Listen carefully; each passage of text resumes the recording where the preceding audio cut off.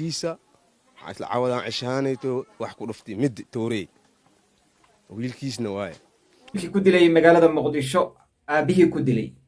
waxaa dhacay bismillaah subxaan allah ilaahay baa nasahan subxaanahu wa tacaala waxaa dhacay wiil aabihii soomaaliyeed inuu ku dilay magaalada muqdisho caasimada ummadda soomaaliyeed inuu ku dilay aabihii intuu toorey soo qaatay wadnaha kaga dhuftay habeen hore ayay ahayd arrintaasi dhacday magaalada muqdisho ayayna ka dhacday xaafad ka mid ayay ka dhacday waxaa dhacay musiibo aynu aad loola tacajabay ayay noqotay aad way dhacdaa mararka qaarkood wiil aabihii dilay in badan in la arko wiil aabihii dilay anigu maan arag runtii laakiin waa maqlay ninkaasi aabihii buu dilay aabihii buu toorey ku dilay xabad buu ku dilay sheekada dhowr goor baan soomaalida ka maqlay weliba soomaaliya qaybaha soomaalida oo dhan maahae qaybata soomaaliya ayaa inta badan laga maqlaa lianna soomaalidu dhul badan ayay degtaa soomaali weyn oo dhulka hadda inta badan warkaasi ka soo yeera ah iyo soomaali iyo qaybo kaleba way degtaa qaybta inta badan aan ka maqlo warkaasi uu ka soo laalaabto waa qaybtii soomaali weyn kolley wax walba waxaan u eersanaynaa ilaahay ka sokow subxaanahu wa tacaala u eersanaynaa dowlad la'aanta iyo kala dambayn la'aanta iyo meeshii inuuna system iyo nidaam midina ka jirin dadkan kala reeba dadkani ay ku kala cabsadaan wiilkani wuxuu la noolaan jiray taariikhda sida aan ku maqalnay qaybo ka midana aan idiin soo gudbin doono kulli idinma soo wada gudbin karee waxaan idiin soo gudbin doonaa qayb baan idinku soo gudbin doonaa wiilkani aabbihii gurigiisa ayuu ku noolaa ma garanaya carruurtan aabbuhu uu la noolaa inuu kubah ahaa iyo inuu ka bahduwanaa kolley sida hadda ka muuqata qaabka nin ka bahduwanaa oo xogaa cuqdadii hayso ayuu u eg yahay qolalka ka mid ah ayuu deganaan jiray ninkani hal qol buu keligii deganaa aabbihii iyo carruurtuna qolalka kale ayay deganaayeen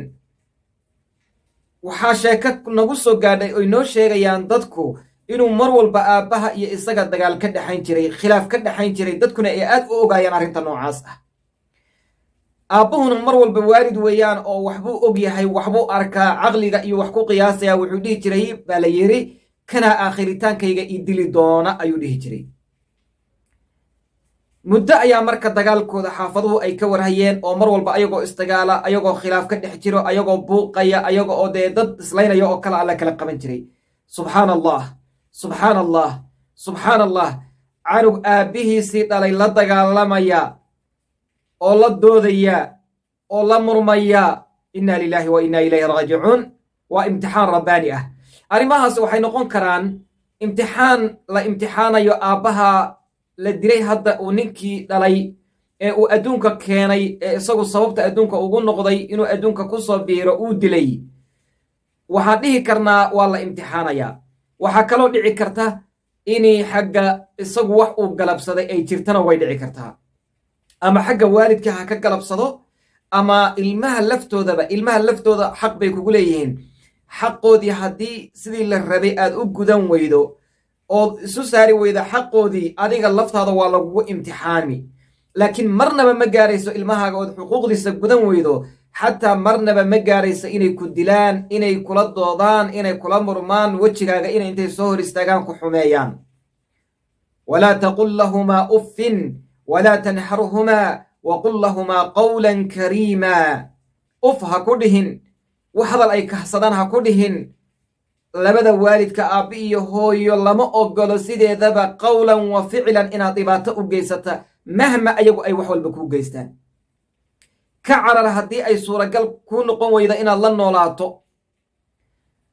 u dulqaado laakiin inaad sabab ayagu kuugu noqdaan adduunka inaad ku soo biirto oo noloshaadii adduunka aad ku soo biirto adiguna aad sabab u noqoto inaad adduunka dhaafisaa iyo waa cuquubo runtii xaqiiqatan aad u weyn wey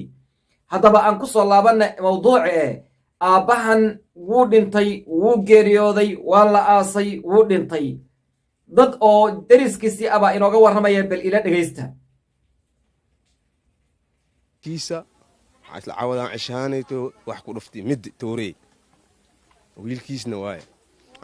waad ila soo dhegaysateen in aabbahaas wadnaha lagu dhuftay uu ninkaasi toorey geliyey ku dhintay waxay leeyihiin oo akhbaaraadka maadaama oonan soo wada qaadan karin ay noo sheegayaan dadka deriskii wiilkani iyo aabbahani mar walba dagaalku inuu ka dhexeeyey, mar walba khilaafkoodu soo laalaabanayey, mar walba aabbuhu dhihi jiray kanan gacantiisa ku bixi doonaa. habeennada ka mid ah ayuu wiilku imaaday aabbihii oo maqan, waa habeenka uu dili doona, ayuu guriga ku soo laabtay. wuxuu ugu yimid carruurtii aabbihii dhalay oo gurigii ku jira qolkoodii oo iska daawanaya t v oo iska ciyaarayo ayna ka qasnayn. markaasaa isaga oo xanaaqsan buu u yimid. aabba ma jooga ayay ku dhaheen. markuu aabba yimidna waxay dhaheen aabbaa yimid, wuu baxay, bannaankuu u baxay, mindidii uu diyaarsaday buu soo qaatay, wadnaha ayuuna ka geliyey, sida ay inoo sheegayaan dadkani. bal ila dhegaysa ayagana. waxaa la dhahay dhaladii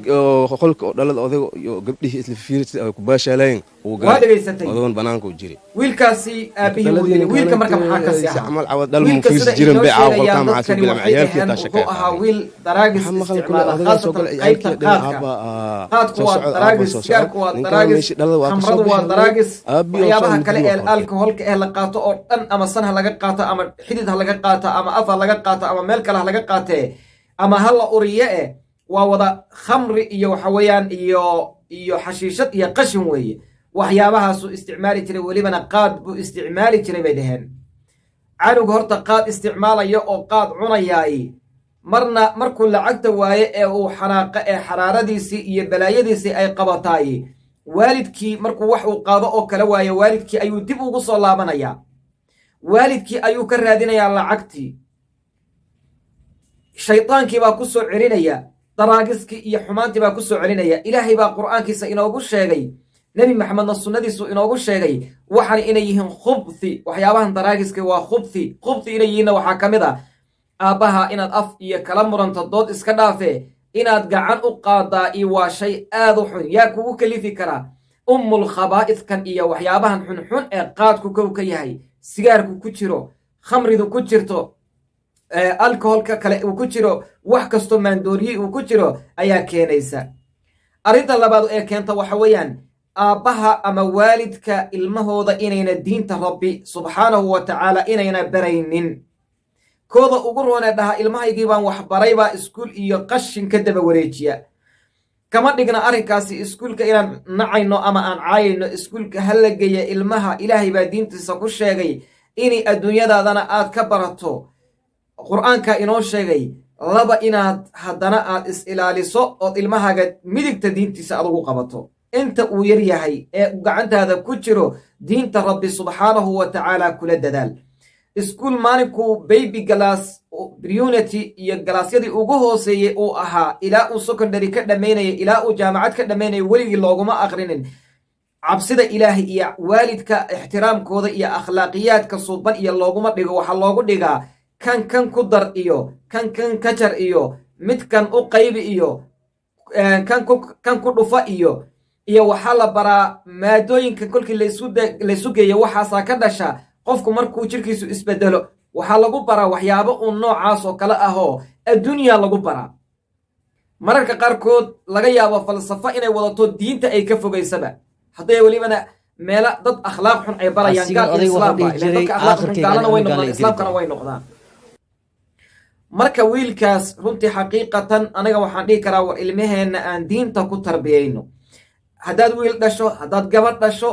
hadday suuragalba kuu tahay, ileen labada waalid ilmaha way wada leeyihiin, hooyadii iyo aabbuhu way wada dhaleen ilmahan, mas-uul bayna ka wada yihiin. khaasatan canugu markuu yar yahay hooyadii ayuu ku agnool yahay. hooyada unbaa